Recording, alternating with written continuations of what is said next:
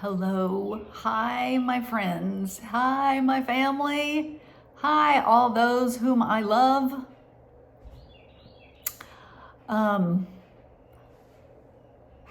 I thought I was going to do this video and have to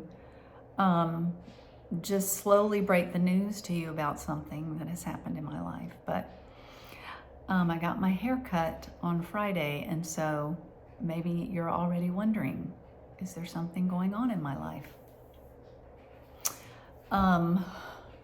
There's something huge going on. After I last did a video, it was 3 weeks ago this weekend. Today is a Sunday. So 3 weeks ago I did a video, and I didn't mention anything because we didn't think anything was going to come of it, but I had a biopsy to do the next week and to get a result, and the result came back that my cancer has returned.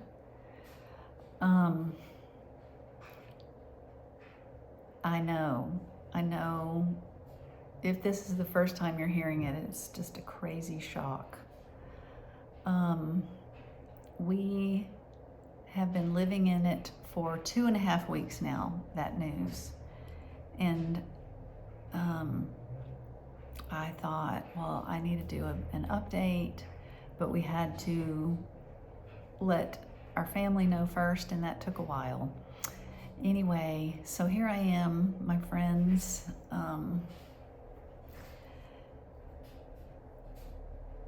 So I start chemotherapy tomorrow.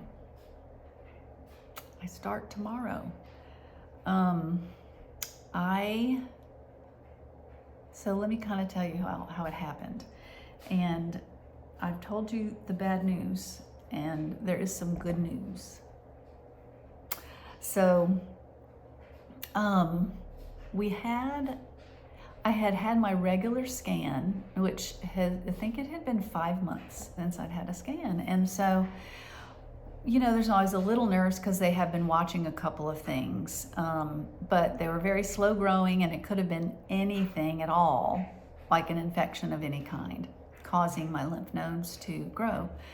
So anyway, but the main thing was Dr. John said that there were a few chains of disregard, this, if you will. I was just so tired of this hurting raw. And so I was like, Craig, could we just try some gauze? And he wrapped, and I was like, well, that still hurts. And so he'd wrap some more, and I was like, maybe if we puff it up. So there you have it. I'm a very happy person. Can't feel my raw spot. Anyway, scleroderma. Dr. John said, well, we went in to hear the results of the scan, and we're like, nothing. And he goes, there is something on your scan that we need to biopsy. And we were like, oh my gosh, what? And he said, but it's very likely it's scleroderma, just causing, with all the inflammation that it causes, it could also be causing these lymph nodes to be enlarged. And so we also asked my scleroderma specialist if that's a common thing. I emailed her, and she said, yes, it is very common. And it doesn't necessarily mean that scleroderma has gotten worse either, because we were concerned about that. And so I went and had the biopsy done, and I was like, well, it's no big deal, it's just scleroderma. And the doctor, when he did the biopsy, was, talking real sweet to me, and like, it'll be all right, and he kind of talked a little bit, like, made me think like there was something to be a little concerned about. But that was a little like, but I thought, maybe it's just nice to everybody. I don't even know if he has looked at anything yet, or whatever. So, and what does he know about scleroderma? So anyway, I did the biopsy, and then we were going to go in about 4 days later or so to see Dr. John. Oh, and it kept having to be put off because the results weren't in yet. And so Craig and I both told each other that we were, pretty sure. But then there's this little thing in the back of your mind that's like, but it could be. I mean, cancer is so far removed in our minds. It was, 2020 that I got the treatment. I finished in April of 2020, so it's 3 years ago. And it's never been just an away thing altogether. I mean, at all, because we've never quite gotten past where the scans were completely clear. So it's always been kind of part of our lives since then, and partially in a good way, like just remembering how God was with us and how people loved us. And so in a good way, it's never left us. But in terms of dealing with illness, scleroderma has been, as you know, just front and center, and completely, our lives have been completely immersed in scleroderma. And so we went and we sat in the office, and we were a little nervous, and he took a while to come to to come in. And when he walked in, he didn't give us a big smile, which he usually does. And that was like, oh my gosh, oh no. And so he just, asked about my hands. He just said, how are your hands doing? I mean, they were kind of obviously red and stuff. And I was a little nervous, why is he asking me about my hands? Why isn't he telling me the scan is clear? And so he just a couple minutes in, maybe asking about a couple other things. And I'm like, oh. He said, well, as it turns out, your biopsy came back positive for diffuse large B-cell lymphoma. Just what? And that is the aggressive cancer that I had in the beginning. And one of the things that had been a possibility if cancer had returned was that it would be this slow-growing kind that is much easier to treat. But it wasn't. He said those words, diffuse large B-cell lymphoma. So we just kind of clung to each other in ways that weren't obvious, but both of our hands were busy, but we locked eyes, and then we were locked from then on. So he started talking about treatment and what needed to happen, and he said, this can be really good for scleroderma. And we knew that it could be already.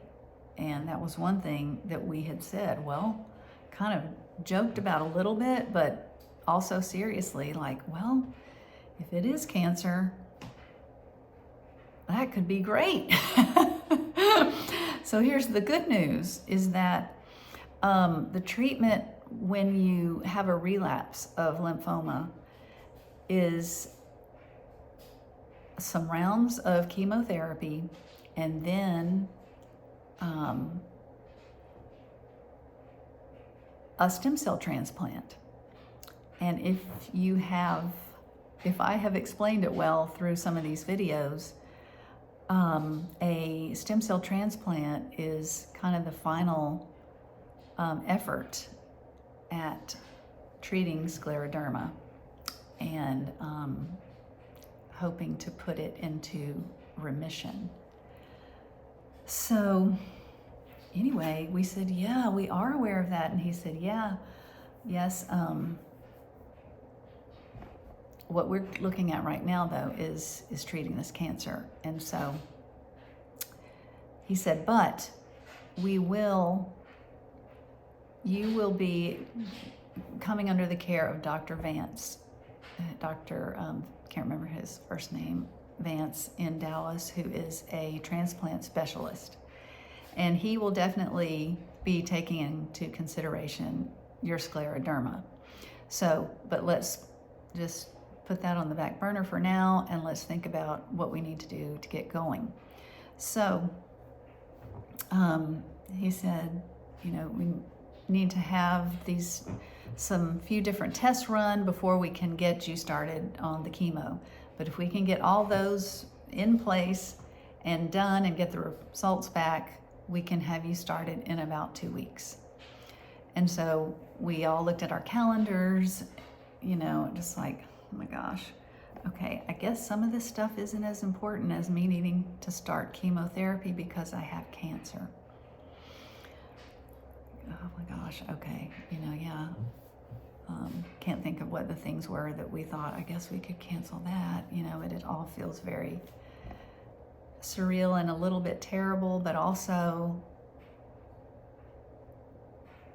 when your brain shifts to seeing God in the room, you feel this hope rising inside you, like maybe this is something God is doing creatively to love us. We know He's loving us in this room. Is cancer somehow the means by which He is healing me of scleroderma? Healing might be a strong word. I don't know. Yeah, bringing it into remission for a very long time. Maybe He's using, a stem cell transplant to do a double cure. So these things are kind of in the back of my mind and Craig's too, I think. And so we make a plan and we have all these tests. I'm going to have a PET scan. I'm going to have an MRI, and I'm going to have, we're going to go meet with Dr. Vance in Dallas and maybe get some blood tests run. Don't need a bone marrow biopsy again at this point, which is a good thing because the last one hurt a whole lot. And so, anyway. And so, now here it is Sunday and I'm starting chemotherapy tomorrow. So, everything got done. We drove to Dallas to meet Dr. Vance, and he is just an awesome person and doctor. He's, one of the best in our area, and he is fun too, and a little bit quirky, just has his own way, of being and talking, and another woman in our church sees Dr. Vance too, so that's fun. He comes to Longview once a month, and so our clinic has a connection with him, and so that's really nice too, because I can see him, I can schedule him sometimes here. Anyway, so we met with him, and I won't go into that too much, but let's see. Can't quite remember. Yeah, we're just going to get set up with his team and get some plans worked out. But the plan sort of is that I will be 6 weeks doing chemo here. So it's like a 2-week process. Each round of chemo is a 2-week process where I have chemo for 3 days in a row. So this week I'll have chemo Monday, Tuesday, and Wednesday. And each day it kind of goes down. Like the first day is a I think I remember this correctly, a 5 to 6 hour day. Tuesday will be a 3 to 4 hour day. And then Wednesday will be like a 1.5 hour day. So I might have that a little off. I hope the first day is maybe not that long, but anyway. And then Thursday, Friday, and then the next week, which is week 2, on Monday through Friday, I go in each day and get a shot of basically white blood cells to keep me pumped up. So to be sure my white counts don't get too low. So basically with the chemo, they want to be killing my B cells, my white blood cells, the particular kind of B. But you have to be careful that they don't go too low. And then I'll do that 2 rounds 3 times, so 6 weeks. And then I'll take a break for 2 weeks. And then after that, if all goes well, and I will have been doing tests along the way, if all goes well, I will go to Dallas for about, we had done the math and now I can't remember. But it seemed like it's 4 to 6 weeks, I think. And some of that will be outpatient. So I'll be needing to, we'll need to find somewhere to be. And we'll be like 1.5 weeks outpatient and then come home for about 1.5 weeks. And then I'll be, I think, inpatient. We might kind of push and make sure that's an absolute, or if I could possibly be outpatient, nearby. But sounds like I'll be inpatient. So I'll be in the hospital for about 3 weeks. And then I'll be outpatient nearby for another week or so for observation. So the 3 weeks will be the stem cell transplant. And one grace in our lives, and as my brother-in-law said, well, if it had to be done or something, my brother-in-law had multiple myeloma and had a stem cell transplant just a 1.5 years ago. Is that right? Wait, 2021.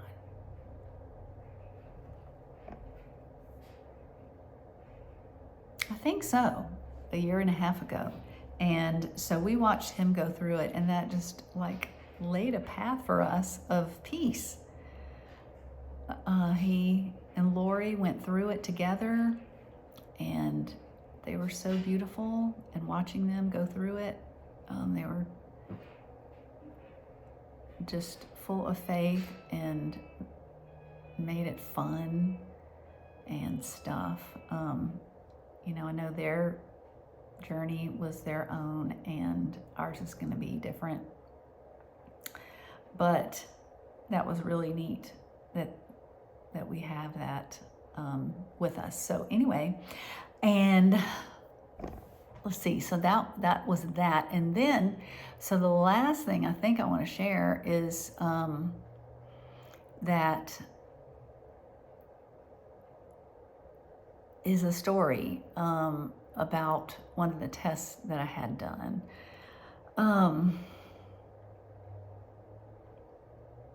So, and then if there's something else, I'll come back to it if I've forgotten anything. But I mean, let's just take a moment.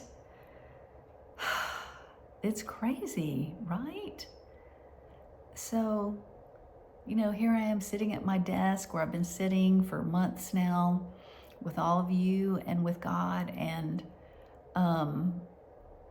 just wondering and living through this trial of scleroderma. And then to sit and hear you're having a recurrence of cancer, it's just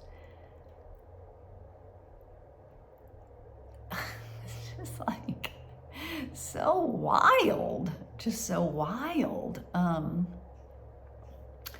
wish I could just, you know,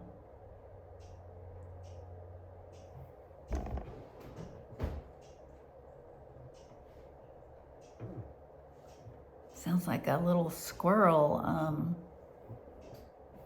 tapping with a tool on a nut. Anyway, I don't know, I wish I could just be as normal as I can be, telling you what it's been like, but it's been pretty wild. In the middle of it, Sarah and Mila were coming, our daughter and granddaughter. When we found out on a Thursday, and they were already planned to be coming to visit us just for fun on a Tuesday, that following Tuesday, for a week. And it was so beautiful and wonderful. And, you know, God was so kind with that. And it helped us just to, just not to get sunk, I guess. I mean, I'm sure maybe we wouldn't have gotten sunk anyway, but it definitely buoyed us, you know, kind of, you know, Mila's so fun. And so every morning you wake up, and I always wake up not knowing where I am. I'm sure because of the medication. It's just like, whoa, what day it is, what's happening. And then I remember I have cancer, and then I remember Mila and Sarah are in the house. And so, you know, you get to go out, and usually she was up already, but if she wasn't, I got to wait to hear her tumbling feet and watch her tell Pops what cereal she wants. And so yes, that was so precious and beautiful, and it helped me to remember what, as someone said, what I'm living for. You know, I still can't quite get the fighting for mentality on, but I'll tell you, I have felt it. I have felt it several times, kind of welling up this, I'm gonna fight, because at some level, I feel like, is this evil getting a hold? And if so, I'm gonna fight with every spiritual weapon that I have, because I'm gonna say this on a horizontal level. On a horizontal level, my husband needs me. My children need me. My children's spouses need me. My grandchildren need me. And no parent wants to bury their children. So my parents need me. And my sisters need me. And then everybody on from there. You know, everybody in my life, on a horizontal level and even on the vertical level, God knows where they need me. He knows where they are meant to continue to intersect with me. And I know that is very mysterious on the vertical level. If He wants it so, it will be so. And yet, does He really want, you know, evil? Cancer is an evil. Does He want evil ever?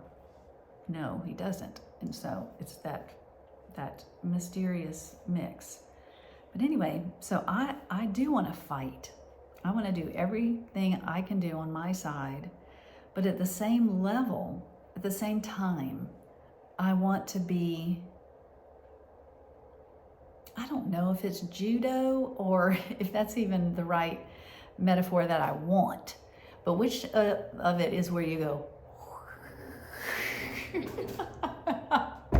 sorry, laughing at myself with my, picturing myself in a judo film. Is it judo? I don't think so.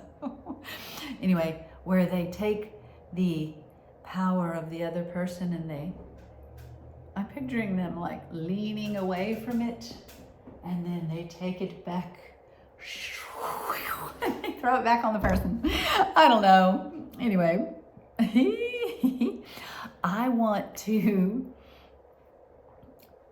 basically, somebody, you figure out what metaphor it would be, but I want to be restful in God and let His mighty power be the thing that comes back against evil. So I don't want to be fretful, or whatever. I'm going to be fretful. There will be times, many times, where I am. Anyway, let me not get too far off. So the story I wanted to tell is one that brings up a little bit more wonder question in my mind, but so horrible. Okay, so just Thursday, I had to have an MRI, and I asked for a prayer. Ow. This fell off.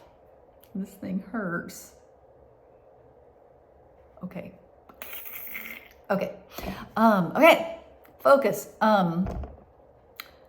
I asked for prayer because I am claustrophobic, the last time I had an MRI, just one time, it was a very spiritually traumatic experience. And so, but it's been 20 years or something, and I thought, well, I just feel like this is going to be better. It's going to be okay.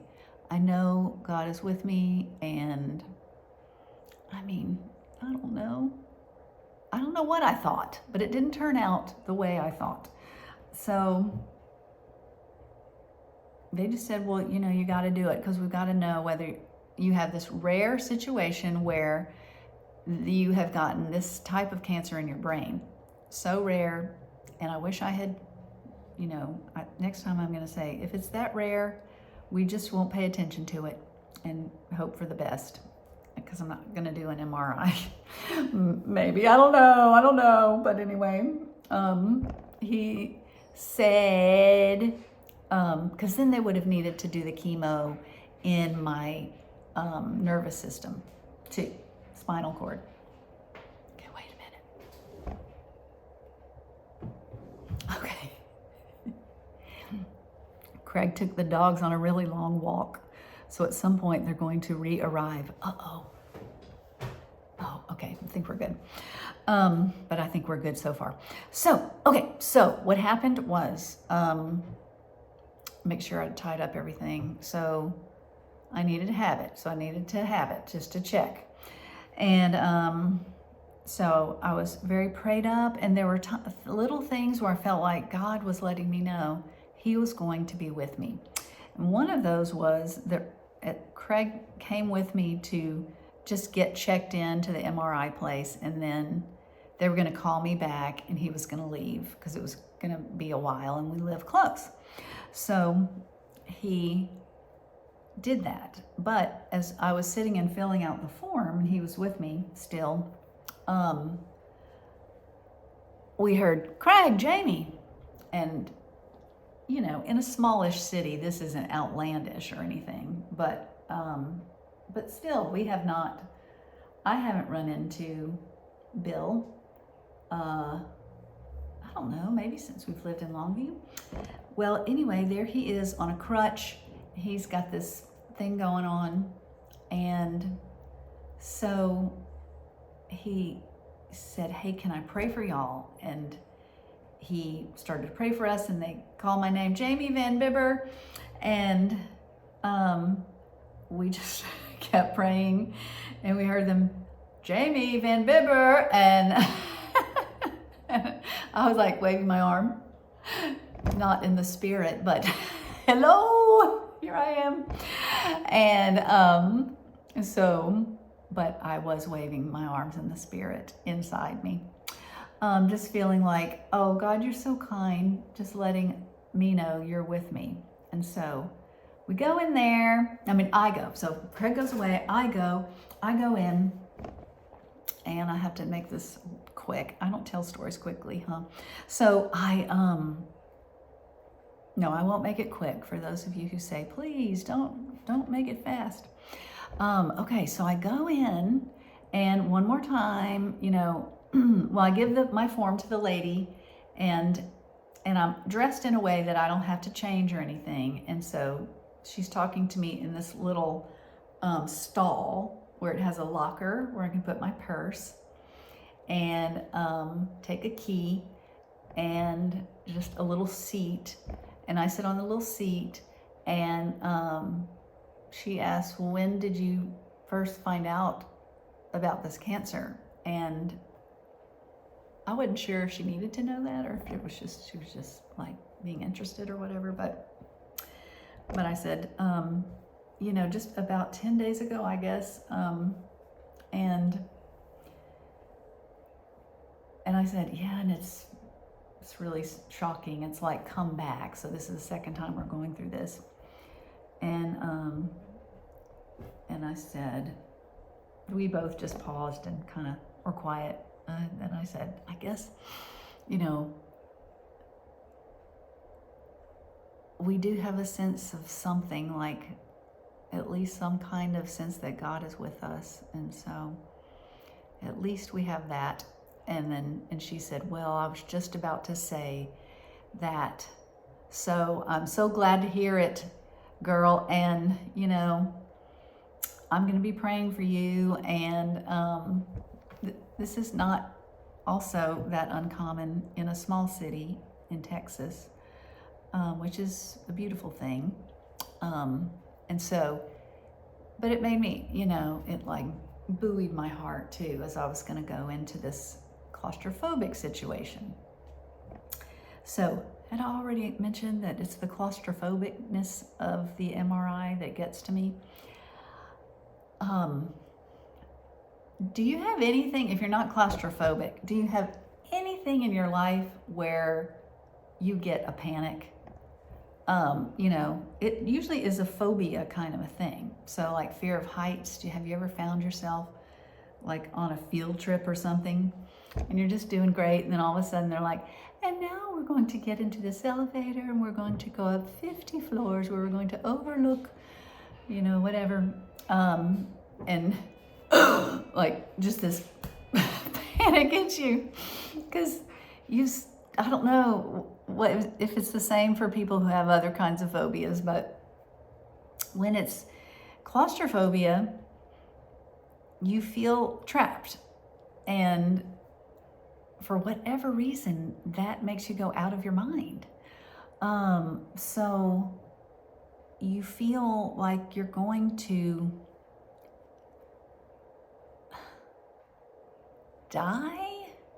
You got to get out. I don't know.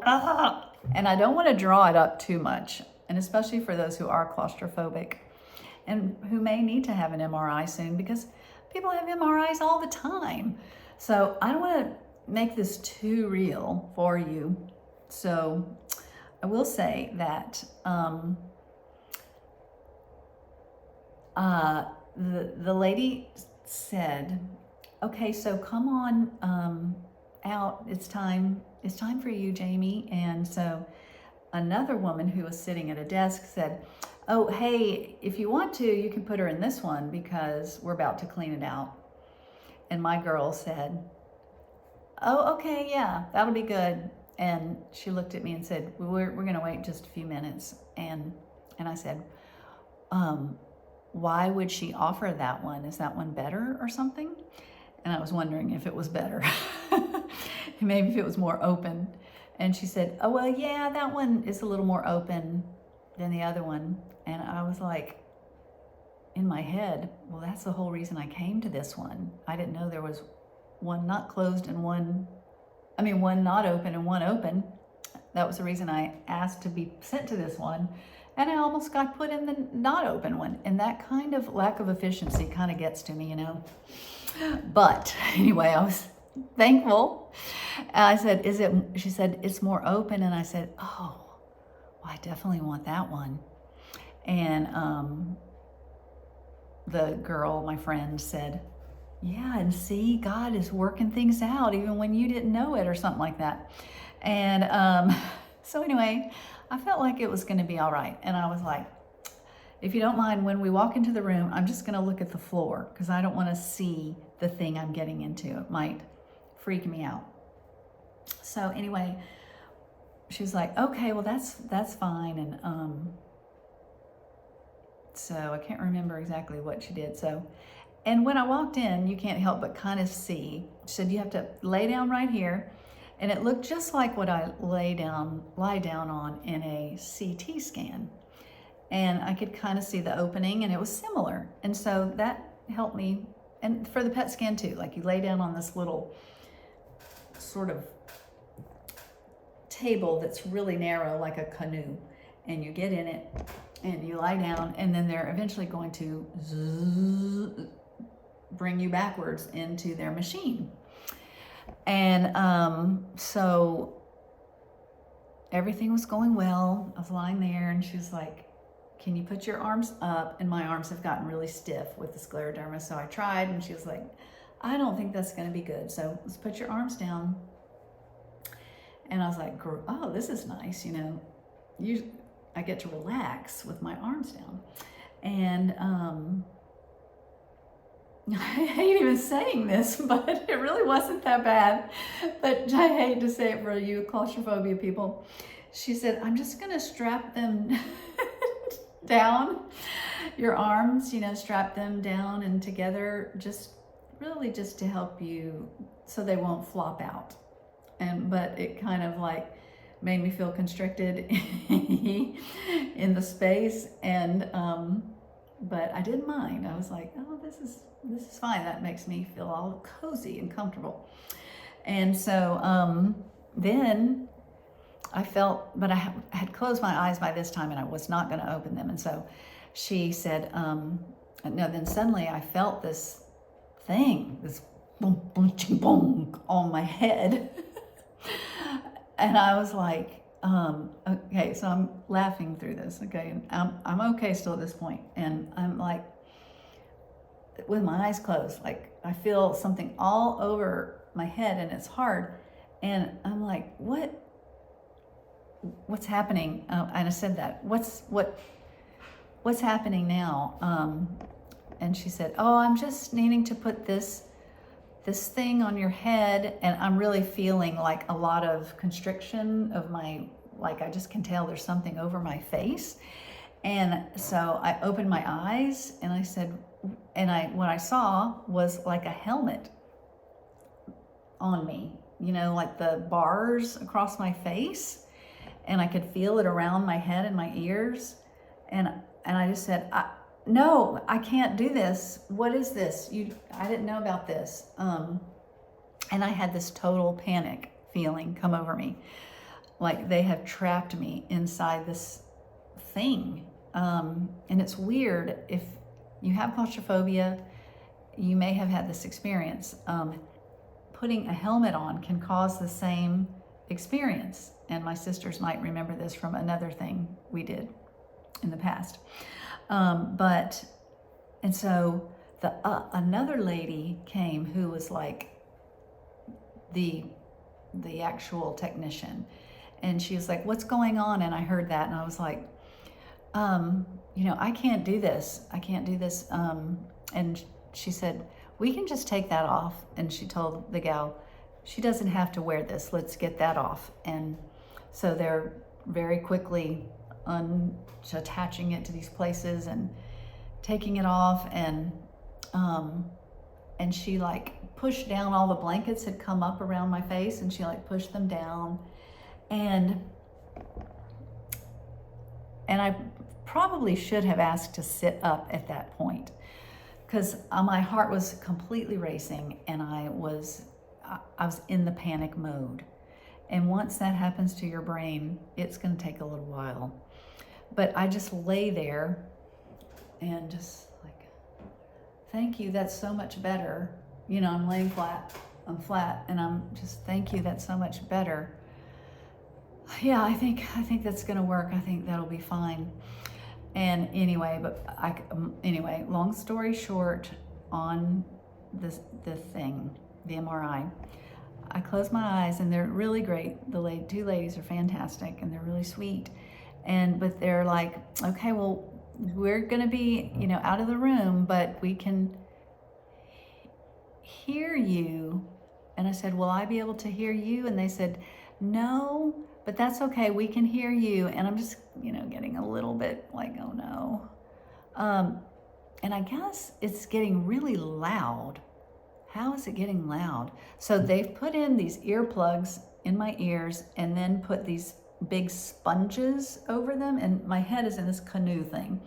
And they put the sponges, and it's all real tight. It's tight, and has my head in the ears, and I can't hear much.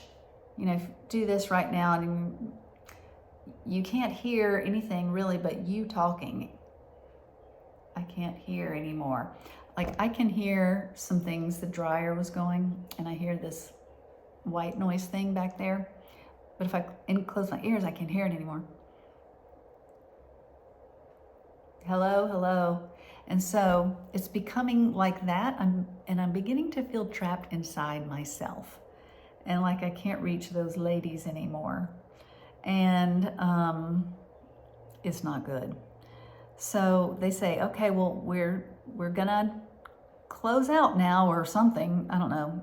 We're going to start the process now, okay? So you won't be hearing us for a little while, okay? And they had told me that they were gonna take me out to put the contrast in through a needle. They were just gonna put a little quick needle in my arm or something, which I've been through so many needles, I did not mind that. But I didn't know when that was going to happen, but they said they would pull me out for a contrast. So I feel the canoe moving back, and I know it's going into the machine. And so I'm just trying not to think about that. I'm just thinking about that I'm still just as I was, which is in my body, in the little canoe, and I'm not going to open my eyes, and I'm going to breathe and all this stuff. Well, what happens is this machine, y'all, I swear it should be used for torture. If they could find out somebody has claustrophobia, they could absolutely use it for torture. I don't know, maybe I would have told some secret if they had pulled me out at that time. I like being funny, but it wasn't funny at all. It was horrific to me. And I hate telling this for my poor parents, and I guess for anybody who loves me. It was so horrible, y'all. I think it was about 20 minutes before they pulled me out for the contrast. And it was a 20 minutes that lasted so long. And so it's so loud. It's the loudest stuff I've ever heard in my life. What are they thinking? And it's bizarro noises.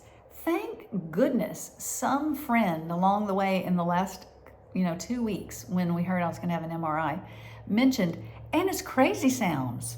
Like, what are they doing with these crazy sounds? And I was like, really? I thought it was just like, I remember just like in a circle clunking, just clunking. And they were like, oh no, it's bizarre, it's bizarre.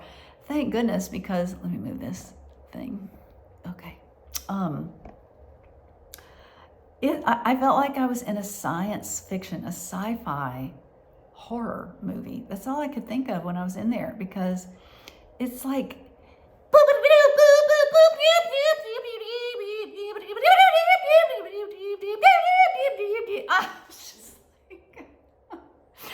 it didn't make me laugh. It made me feel just scared. It was so loud and it was horrific, and these little noises. And it was, so I feel like it was spiritual in the negative sense, like somehow evil takes its opportunity when they get their chance. And for me, MRIs are one of those chances, because I feel completely isolated. And I feel like that is hell. Hell is isolation from the one true source of joy and life and light. That is hell. And that is how I get the sense of that when I'm in an MRI. I feel alone, all alone in existence. And then not only alone, but these horrific little torturous sounds that are so loud, it's all you can do to stand them. So, shoot, I have probably made so many people terrified of going into an MRI. Or maybe you're like, I've done that and it's not bad. I don't know what the deal is. You know, I hope that is the case for you. So, but it was just so bad. And so like the sounds would like settle down, and I would think, oh, good. Oh, maybe they're done. Maybe they're about to pull me out for that contrast. But they wouldn't. Some other weirdo sound would start up. Or somebody said, it's a friend of mine, just after I had it done, she said it's like hammering with a wrench on a pipe. So then that'll start up. And I don't know, it's just over and over, different weird things. And finally, I heard their voices like from a distance, and they were pulling me out. And I was so happy. And I wish, I would show you how I felt, except I don't want y'all to see how sad it was. But they pulled me out, and the minute I saw some light, I was just like, I can't do that again. I'm sorry. And I started sobbing. And I wasn't crying in there because I knew I have to lay perfectly still. I have to let this count for something. And so I just was doing the best I could. And then they pulled me out and I started crying. And I was like, I can't just cannot do that anymore. That was so horrible. And the one, like, I guess she's probably not called a technician. Maybe she's something else that I should be calling her a better thing, but she's knowledgeable of what should be happening. And she was like, okay, well, just come on, let's get you out of there. How about let's have you sit up? And I was like, yes, please. And I was like, I'm not going back in there. And so they sat me up for a while, and she was like, well, what is it? She wanted to try to help and solve the problem. And I was like, well, I just can't. I'm just too claustrophobic. It's terrifying for me. I can't do it. And she was like, okay, I understand. Well, let's get you out of there, and let's bring you into the other room, and maybe you will feel better and feel like you can do it some more. And so I was like, oh, that sounds good. And so she, let's see, what was I gonna say? In my mind, I thought, maybe, but I thought, I've got to ask this question. And so I said, can you tell me what the contrast is going to accomplish? And she said, well, as I said, have we accomplished nothing so far? And she said, oh no, we've accomplished something. And I was just like, oh, yes, thank the Lord. Because if we'd accomplished anything, I was done. And I said, well, and even if we hadn't, I was probably done anyway. But I said, well, what? And she said, it will have shown us whether or not you have any cancer in your brain. And I was like, really? We found that out already? And she said, yes. Oh, yes, for sure. And I said, okay, well, what will it do? And she said, well, it just would give us like more specific information, what type of cancer or whatever. And so I was like, okay, well, I'm not doing it. I can't. So I'm done. I'm sorry, but I am done. And she was like, that is so okay. We understand, and that is perfectly fine. And so,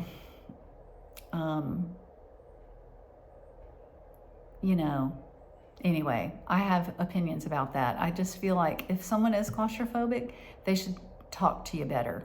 They should definitely have conversations with you. And maybe the doctor should say, all we need to know is whether she has cancer, because then we're going to have to do some chemo. I don't know. Maybe not, because then they need to know how much chemo and what. Blah. Anyway, so I left the building.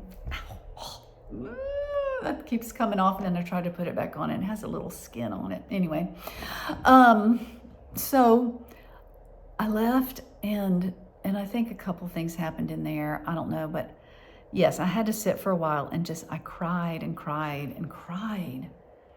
And I was just like, I'm so sorry. Do you need me to go out of this, my little stall thing, And she said, no, that's fine. I don't have anyone coming for a while. But if you need the bathroom, if you want to splash your face, you can go. So she was really kind. And I went in the bathroom and tried to splash my face. Splashing my face is impossible right now with scleroderma because of these flat hands. You can't get any water in there, so it just comes out of your hands. And so, but I got water on a towel. This is what I do at home, and I wet my face. And so I went out, I left, and I said, thank you, ladies, y'all are very kind in a difficult situation. And they were really sweet. And then I walked out of that area and out into the lobby and through the double doors. And I texted Craig right away and said, I'm ready. I was going to try not to cry in front of all the people. And so I was standing there, and it was like a lot of cars coming and going because people are dropping people off, picking people up. It's kind of exhaust, but it was a lovely day out there. And so I went out and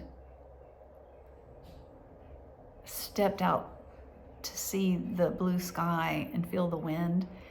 And I saw in the distance, up on a grassy knoll, a big tree that had some wind blowing in it. And so I walked over to the tree, and I walked up.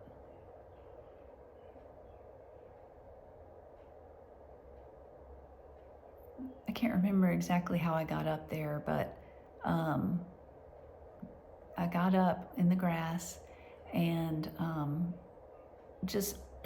I looked at the tree the whole time I walked toward it, and it was so majestic. It has, it's an older tree right there in the hospital parking lot. It's really big and round, and it was just blowing and so beautiful. And I walked up, and I walked kind of on the roots, and went and touched the bark, although my hands are so weird, it was very textured, and so I just kind of patted it, got a touch on it, and looked up above and saw its branches moving and leaves, because we're in very full springtime now. And I texted Craig and said, I'm to the left when you come in under a tree. That doesn't faze him. So, but I knew that God was ministering to me through the tree, and there was Craig already, and I thanked the tree. I put my hand back on it and said, thank you for doing what you're meant to do and for healing me. Thank you for bringing me some healing. And so I wasn't crying anymore, and I felt a sense of the beauty and, just what we all need. We all need to be healed, And when it's not so obvious, like being in a terribly small space by yourself, like the thing I just described, we have these little traumas every day, and I just think they matter and that we're meant to be healed. And opening our eyes more to where we are having trauma can be challenging, and it requires vulnerability. This thing required vulnerability on my part, but and so I ask God now, why did I have to do that? That was so terrorizing. Why? And what is your kindness in a situation like that? So, everyone prayed, and you had Bill show up at the last moment to pray with us. And so it took me a while to come around to prayer was doing its thing, and that God was doing his thing. That's so dumb to say, his thing, but you know what I mean. He was showing up. I hate that phrase too, for me. But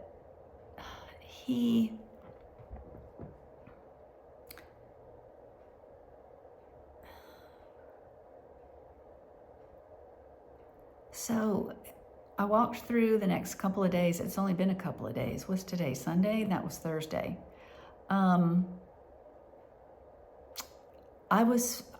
Friday, I was still bearing the trauma. And let's see, there was another tree that picked up on the healing. Oh yeah. The sycamore in our yard. Oh, and my friend, what was that? She texted me something. Oh yeah. Okay, so, and that was yesterday.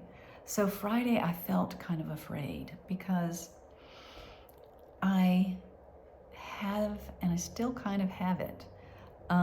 Maybe some of you know about this, but I had these residual sounds in my ears. So I'd be lying in bed and I'd hear a loud hammer sound in my ears, and it would take me back to isolation. And I'm just like, oh my gosh, I'm having PTSD. Although it's actually technically acute stress syndrome, because it only becomes post-traumatic stress syndrome when it's been longer than a month. So my senses are still remembering that, or I'm not exactly sure how to, technically how the brain is working, but it felt, again, like it felt then, like I'm trapped. The thing is trapping me again. Oh, it's so horrible. So yesterday, though, so that was Friday. I had that happen a few times, and I just like, oh my God. So, and I was asking God, so let's see, I don't remember how this all works together, but I did feel like God was saying, well, Jamie, I was with you there.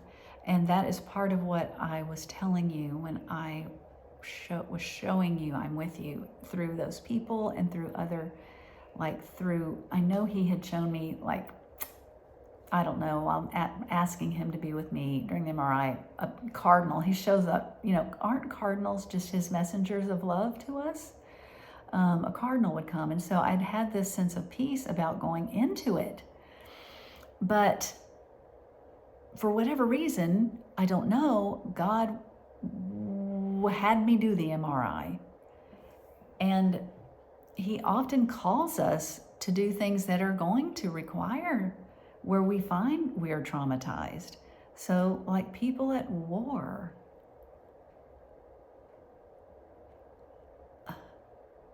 some people perhaps are able to be sheltered enough from the actual war part of things, but some people are actually traumatized in the war, that part that they are doing.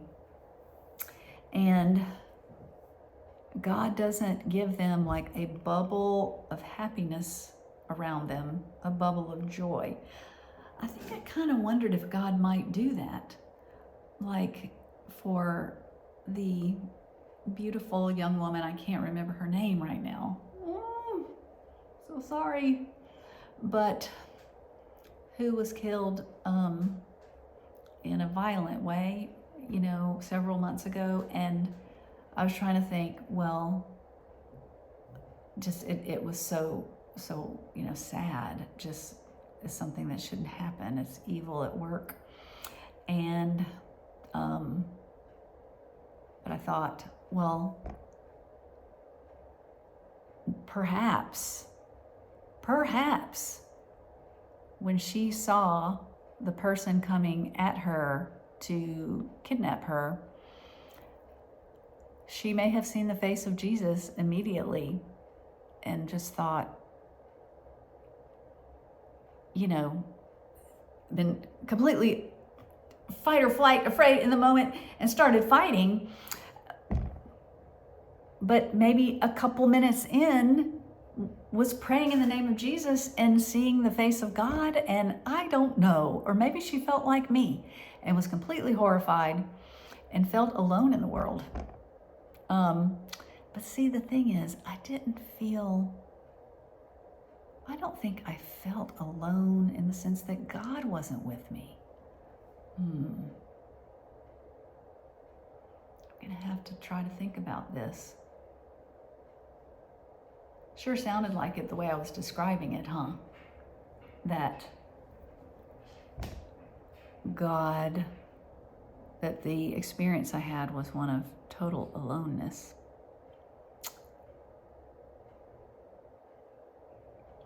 I know I was struggling. What I mean by that is I was struggling. I was doing things. I was like, breathe. Just breathe, Jamie. Breathe in, breathe out. Trying to think of scripture, and I'd think of some scripture shortly. I think of little very brief verses, and I'd go over and over with them, but then they would go away, and and then the sounds so I was struggling, I was wrestling, and I was praying. I was, Lord, be with me. I don't know. We could put it on me and say I didn't memorize scripture well enough. I didn't have it at the ready for myself. I don't know. I mean, I would say no. I would say no to anyone who wondered that for themselves. But maybe that would be helpful. I'm not good at drawing words to mind. I have a friend who, her name happens to be Carmen. She is so good at words, like she remembers words. So like people will say funny things and she remembers them word for word. And I don't. And so it's hard for me. I am very much a visual learner. So maybe if I had gotten out an index card, sorry, I'm really musing out there now. But if I had, done some cards and memorized them and had them in a visual memory. I have these, keep cards of words I like. Rumpled, void. I was in a void. Goldenrod. Yeah. So anyway, God loves me so much, and I need to know that I can be at peace anywhere and everywhere. And that shook me. But I don't know. Y'all want to talk in the comments and continue this conversation? I'm kind of back at peace and feel like I can handle anything in the world except for an MRI. Oh dear. So I love you all so much. I'm like, I might try to do more written stuff on my Caring Bridge. I don't know. It's difficult I'm getting better at translation, using the translator to voice to text, but I don't know, I feel like it'd be easier and quicker for y'all to read some like cancer update versus video. So anyway, I don't know. I'll keep doing the videos. I hope. It took me 3 weeks though to get this because of letting all our family know, making sure before I did a video. And anyway, thank you for being in my corner. Thank you so much for being in my corner and Craig's corner. Craig's gonna need a lot of help. I mean, what I mean by that help, I think just text messages, letting him know you've got his back. This is really hard, we feel like we've become those people that people talk about. You see them carrying out their garbage and you go, oh, they're in one of those hard situations. We become those people. So we both expressed that separately. Craig said it first, and I said, I thought that same thing. You walk out to the street with your garbage, and you think your neighbors might have heard about you. They come down the street in their car. So anyway, we are facing the hardest thing ever, and it's weird though. I mean, this, besides the MRI, it's almost like the darker things go, the brighter God gets. And yet, with the MRI, it could be that God is getting brighter on the other side of the MRI. I just know, he seems just as rock solid, light of the world as ever on this side of it. And it reminds me that last time I talked, that's what we talked about, huh? Whoops, the light of the world. I got my thing over here.